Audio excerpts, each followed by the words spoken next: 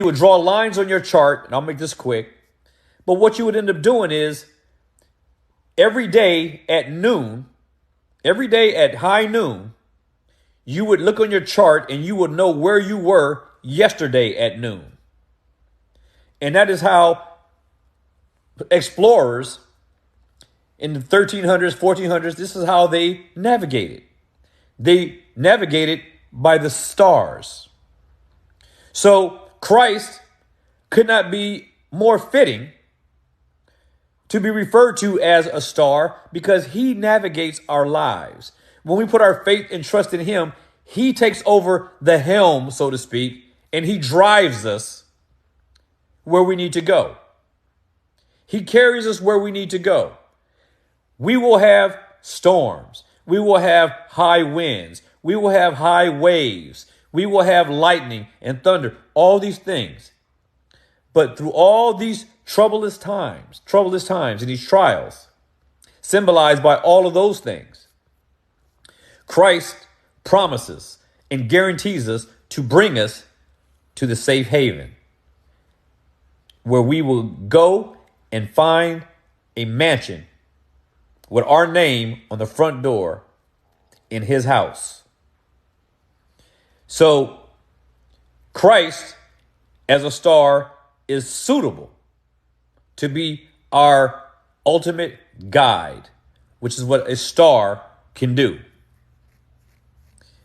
Number 6, a star, even to this day, all stars, all of what we see in the skies, they become objects of wonder. Objects of wonder.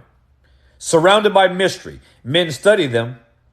We can go outside in a given night, look up and see the stars millions or billions of miles away, however far the nearest star is away. We can see them and yet still know nothing about them. But we're always struck with awe when we get to see them. And Christ is this way. He is a beautiful luminary. He sits in the heavens and looks down upon us. And we see him from afar with the eyes of faith. And we sit back and wonder at all of his deeds. We sit here and wonder one of his greatest deeds that he ever did, which was to give his life. The greatest deed he ever did was to shed his blood for sinners such as I, sinners such as you. He shed his blood in order for you to have life. And even though we have this intricate design that Christ mapped out with his Father for our salvation, and we have this personal relationship with him, we all have to admit there's so much about him that we still don't know. We are still ignorant about so much. We know so little about Christ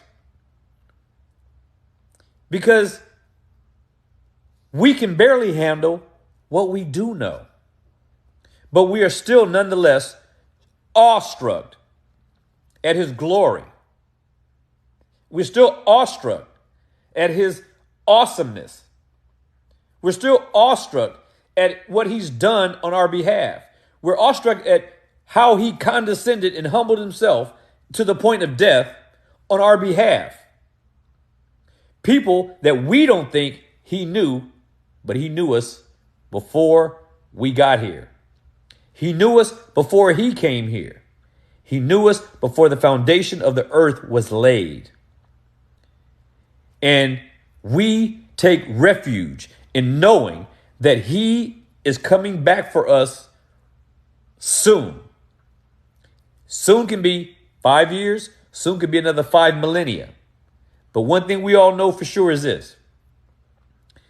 If he waits and delays more,